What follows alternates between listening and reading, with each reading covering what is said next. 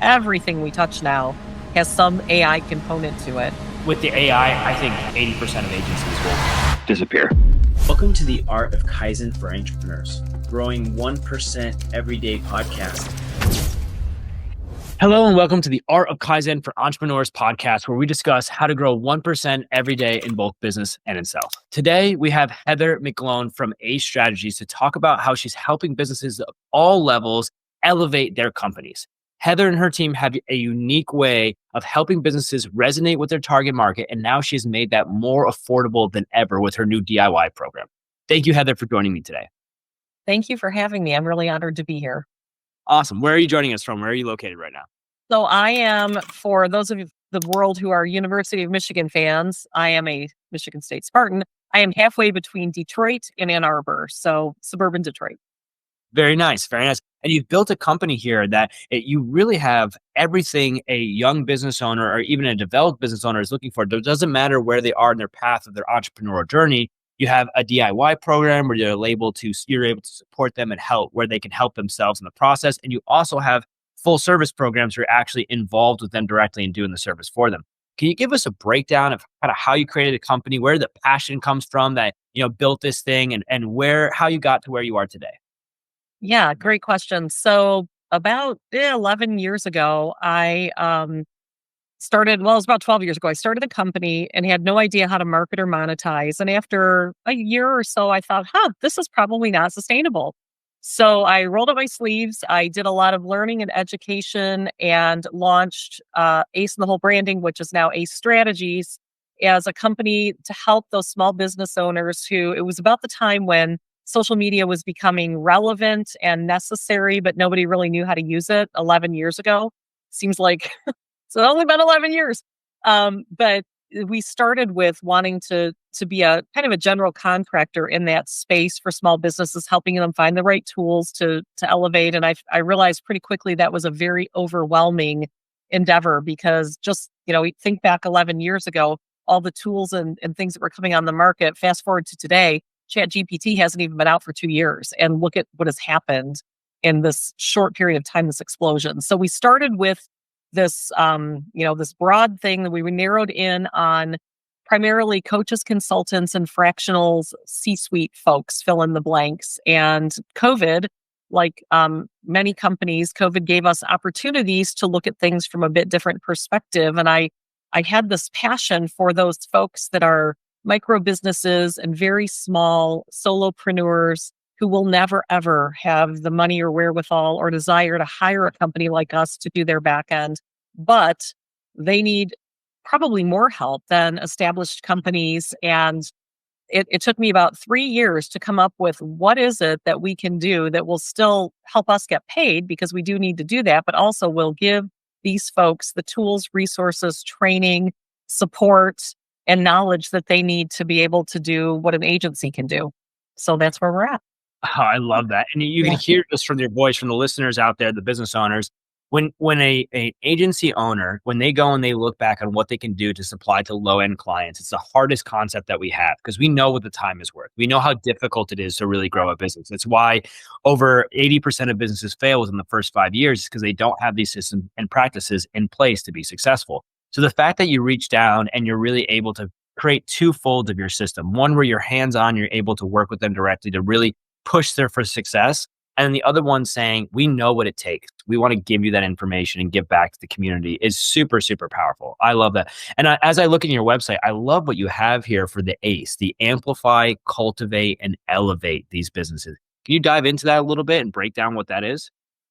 Yeah, so the original business name was ACE and the Whole Branding, and we were the ACE and the Whole. And as we evolved over these last 11 years, we chose ACE Strategies as we weren't doing so much branding, but more general marketing and social.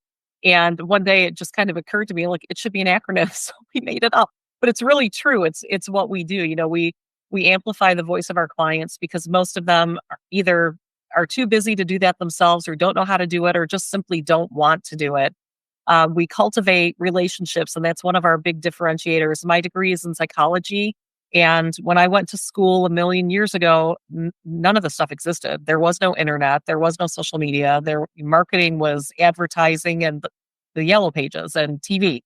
So that what we are really good at is positioning our clients in a way that makes their audience feel like they are really true, genuine, authentic human beings, and that cultivates that perception of connection, which then can lead to building relationships.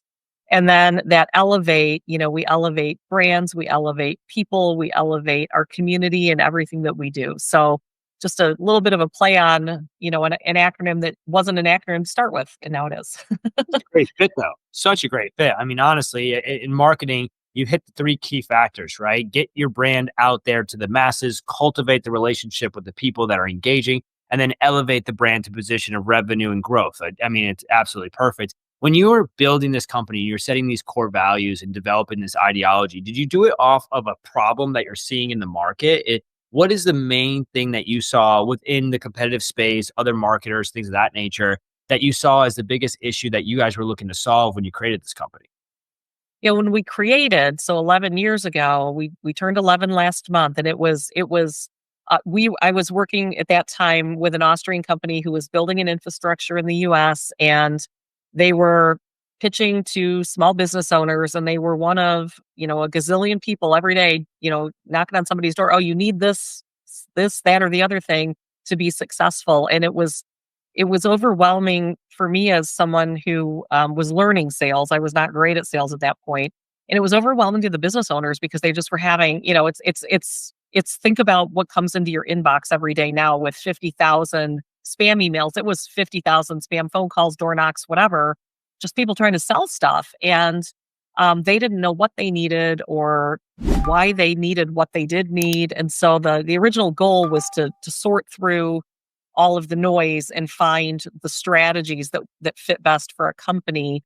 And then as we moved forward, we really dialed into LinkedIn as a platform for our B2B clients and spent several years with that being predominantly what we did, because they didn't know how to use it. They didn't know how to um, make connections and build relationships. They didn't know what to post, when to post, where to post, all that stuff. And then as we've evolved since COVID and expanded our services, it's because these needs pop up. And I say at least once a week to somebody, it was hard enough to be in business by yourself 10 years ago. It is impossible to be in business by yourself now, because you have to know and master so many different things. And that's part of the problem with marketing, right? You can't afford to hire a marketing agency like yours, like mine, like, the person down the street, 'cause there are a lot of us. How do you manage all the stuff that you need to do in addition to what you're good at doing? So it's hard. It's a lot. So really off the basis of trying to figure out what the common denominator is for success, right? Everyone has the Yeah. black hat method that they're looking to figure out quickly to find success, or there's every single person out there that just says, yeah, this is what you need, this small little factor. But finding those common denominators across multiple different factors so that you can come to a business and say, this is actually what's needed for success. You highlighted a little bit of the type of business you're working with. You work in a lot of B2B businesses. Do you still work with them today? Who's the ideal client that, if you bring them in, you're going to absolutely crush it? Yeah. So in our managed services contingent of clients, many of them are B2B. Although that being said, we're expanding into some B2C. Like we have a client who owns a lavender farm and store, and she is one of our primary clients. And in that B2B space, a lot of times the folks that we work with who are in that coaching, consulting, fractional fill in the blank, a lot of them have come from a corporate position, and they're amazing at whatever it is that they do, but they don't have the relationships that a business owner needs to build that company. So we help, with that. That's, predominantly that LinkedIn place and then or space. And then this DIY platform is really for those folks who just kind of throw their hands up. They're like, I don't know what to do. I don't know how to grow. They're stuck in either startup mode or stuck in baby mode, and they don't know how to get beyond that because they don't have the knowledge, the tools, the resources, and a little help from their friends, which would be us, to get out of that space. So a couple different groups, and I as a marketer, I know it's terrible to have more than one focus, but this DIY platform, I'm telling you, it's my baby. So we're working both sides, but I've got a great team that helps manage everything. So yeah. I love that. So mainly for the For the full service embedded into the client, you're looking at a lot of B2B clients, but the DIY is really open to everybody. So again, you're opening it up the opportunity for every business owner to find a way to grow and progress. Yes. You've developed something really incredible here. You can tell by your empathy, by the way that you communicate. Not only do you care about giving back to business owners, but you're also creating something that's really helping businesses today. But to find something of that level of success, I'm gonna have to review that back. I'm so sorry. That's okay. To find something of that level of success, well, you have to go through some trials and tribulations. You have to go through difficulties. Everyone that's been a business owner, they know how many challenges we have, either a single day with fires or massive things that change our entire company. Is there a certain challenge or failure that you can remember that you've gone through in the company that kind of set your position or changed the way that you did business? Oh, there are so many. So we pull up a glass of wine because we could go through a bottle with this. I think, and I know for me, one of my big struggles was how to I was a single mom for most of my kids growing up, from 7 to post college, right? And looking at how do you make the right choices to bring in enough money to sustain a family when, and you get frustrated and you have ups and you have downs. And there were a lot of lean years. And I think my biggest lesson looking back is the consistency of continuing to build genuine, authentic relationships with people in my community and around the world. And I was talking to somebody a little while ago, just before this call, and I said, as a marketer, I should be marketing my company all day long. I'm really good at doing it for other people. We're not so great at ourselves, and just due to 3 years of personal stuff going on, we really haven't marketed. But what has happened is all those relationships that have been built, even when I was like, oh my gosh, I don't have it in me, but I need to do this. They're coming back in spades with referrals coming in on a very regular basis. So I guess one of the biggest lessons is, even when it's hard, continue to do the things that are the right things to do in a way that makes the world a better place. Because if you fall into that, that this is terrible, I can't do this, blah, blah, blah, and you bring everybody else down around you, the whole thing's going to implode. Heather, great advice. And for entrepreneurs and business owners listening to this right now, that is the key to all success, I think, in business owners, right? Being able to keep your head up out of the water, tread some water. Sometimes you might dip under here and there, but being able to find the tenacity, to find the confidence, to find the energy to do it every single day and to keep pushing forward. So that's beautiful to hear. Beautiful to hear. Let's talk about and pivot a little bit to the future, because this is where I think our conversation is going to get really exciting, right? We talked about a little bit before the call that you're in some of the cutting edge AI technology. You're looking into that into your business. You're leveraging it yourself. My question to you is, where do you see our industry, the marketing industry, the support for business development industry going in the next 5 to 10 years? Do you think that we're going to see a huge mass extinction of agencies and everyone's going to move towards AI agents and AI support? Is there going to be something that changes the way that we do business? What's your assumption of the next 5 years looking like? Yeah, I let's narrow it down to the next 3 months, because I can't even imagine what 5 years. I don't know if I said this as we were recording or not, but Chat GPT came on the market November 30, 2022. It has not even been 2 years, and it transformed everything. Everything we touch now has some AI component to it. And I I think from a marketing perspective, there are going to be a couple different things, at least from my opinion. We embraced that technology from the start because it made us faster and smarter, and it makes our clients look better, because we can't be industry experts in 100 different topics. We can be generalists in 100 topics, but so it's helped us in a lot of ways.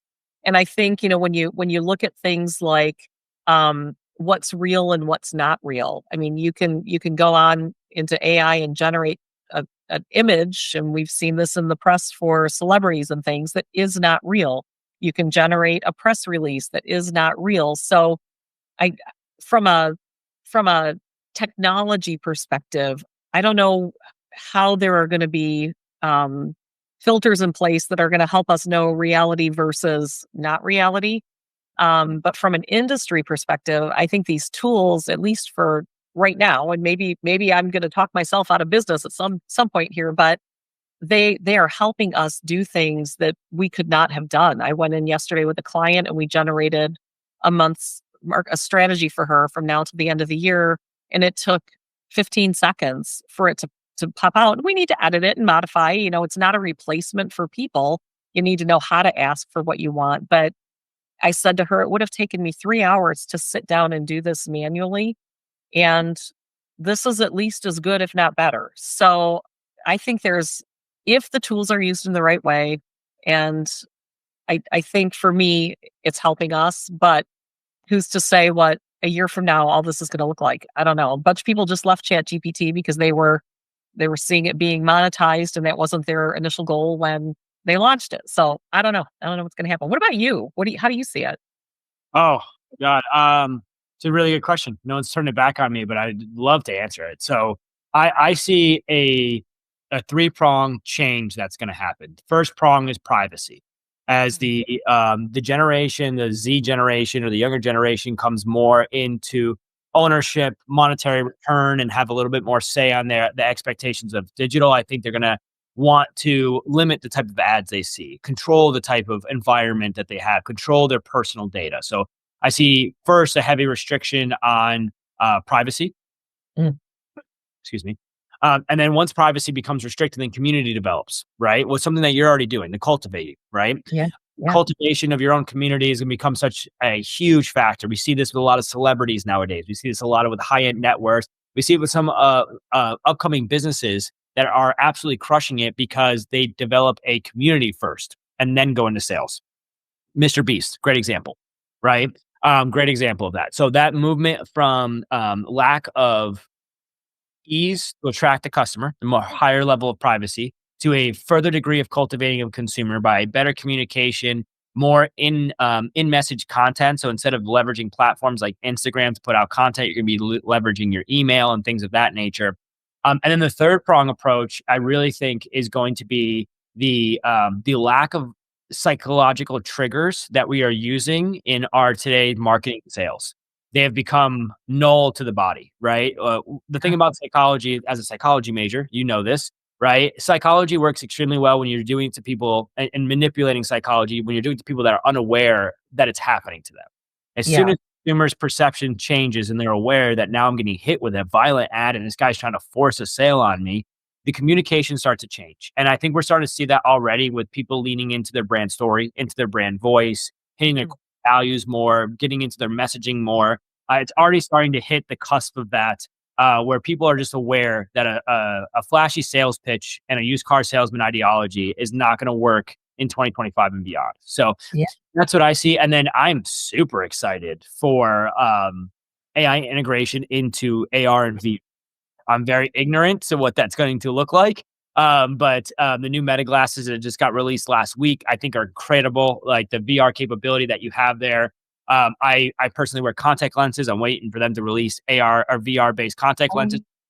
Those things in right away, right? So Neuralink just had their second individual that went through the surgery, I think last month, got out of recovery within 48 hours, and then broke the record for fastest computer manipulation speed of CPU by a human that's ever been used on a computer. So there is, when it comes to marketing and advertising, how we're actually going to represent businesses in the front of clients, I think it's going to be more focused on community, more focused on brand, more focused on storytelling, longer form content that's compiled into more of a Hollywood-esque ideology for business owners, where they launch this long form YouTube video about their brand that's, maybe 20, 30 minutes long. And then they're leveraging that to make trailers and short clips to highlight businesses in a very engaging and Hollywood style way. I think we're going to see an increase in overall value of content as everyone can do content now. Now the really good content creators start to shine again.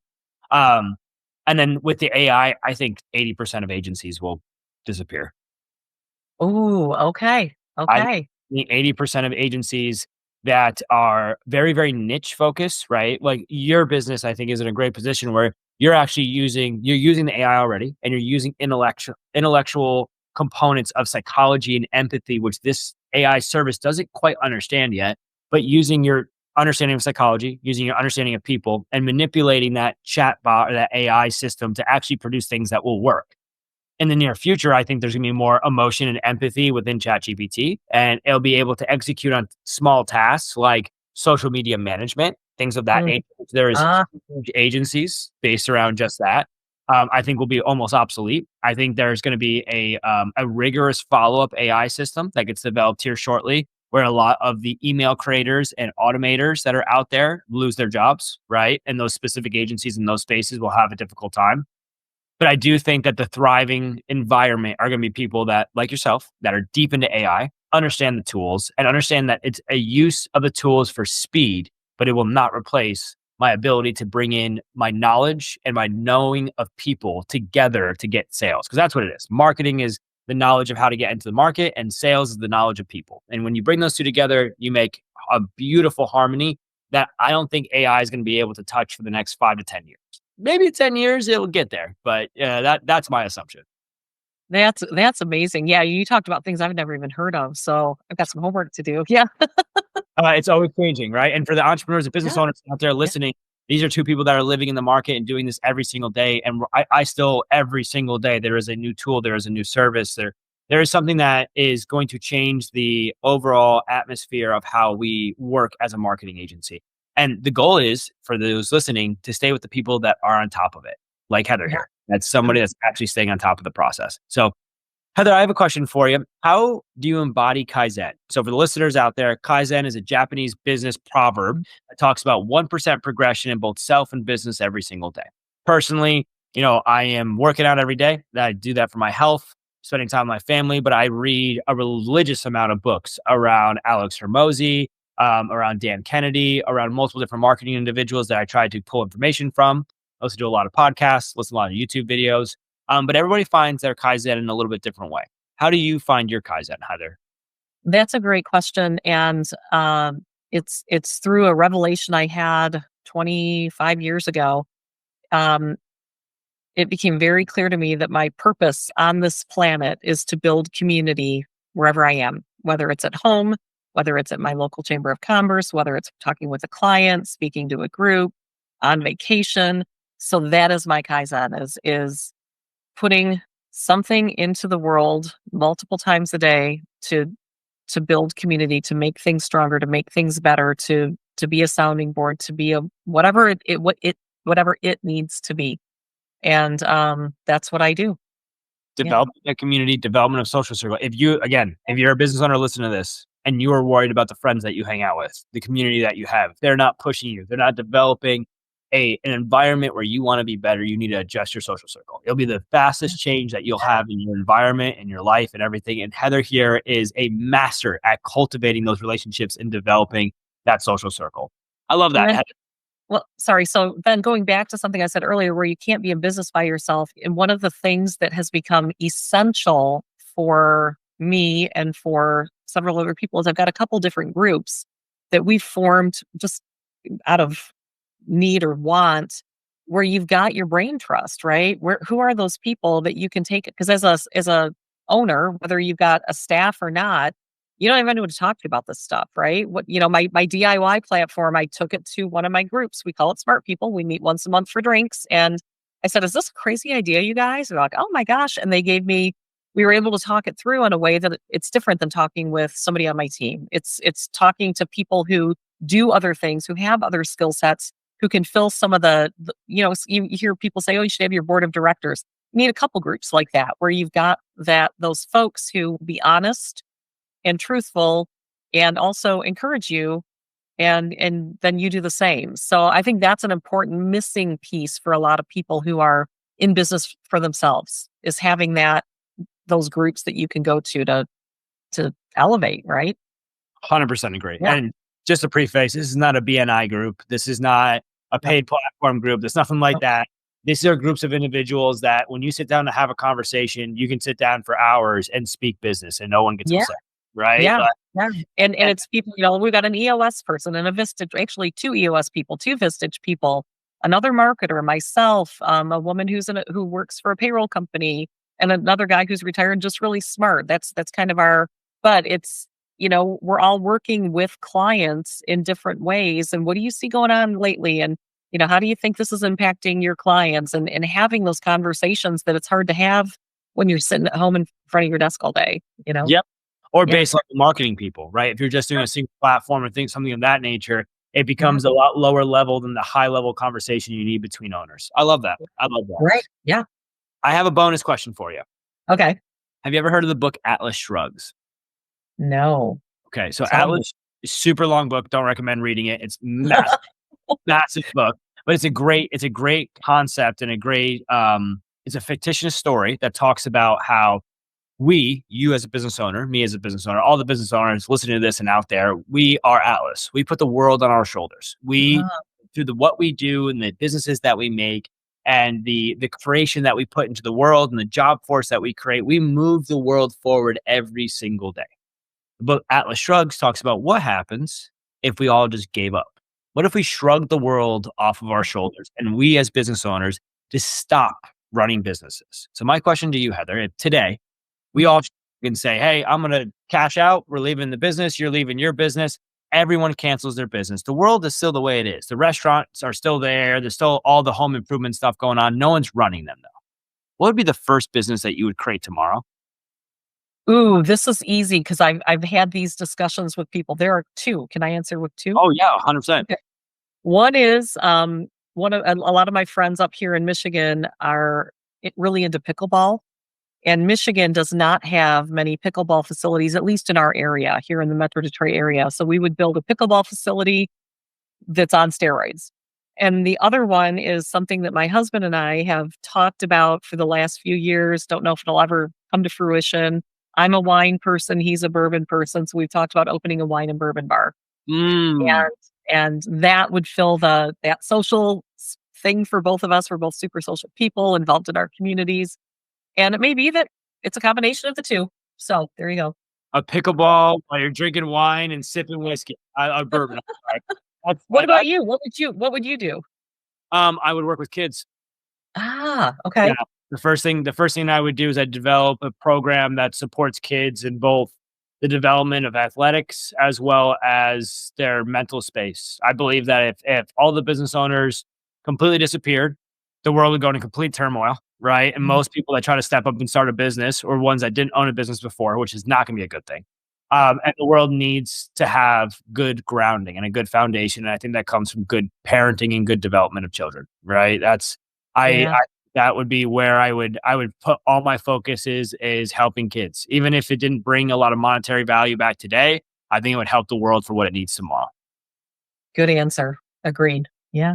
Heather, listen, super intelligent. You've built a business here that I think is very, very powerful. And you're hitting on a topic that only Russell Brunson really talks about in his content, which is the community building. He wrote a whole book about it. It's called Expert Secrets by Russell Brunson. If you guys haven't heard about it before, incredible book. And still, you see very little community building being developed through businesses outside of major organizations. Again, we can bring up Mr. Beast. We can bring up Jake Paul. We can bring up these individuals that we thought were just flashy individuals on social media posting about random stuff, but now have a community of millions of people that they're selling their products to because they cared about their community. They cared about developing that ecosystem for those people. So if you're a business owner and you need help growing your business, you need help amplifying your voice, you need help cultivating your community, you need help elevating your overall revenue and your business as a whole, you have to reach out to Heather and her team here. Heather, how would they find you? What's the best way to get connected to you?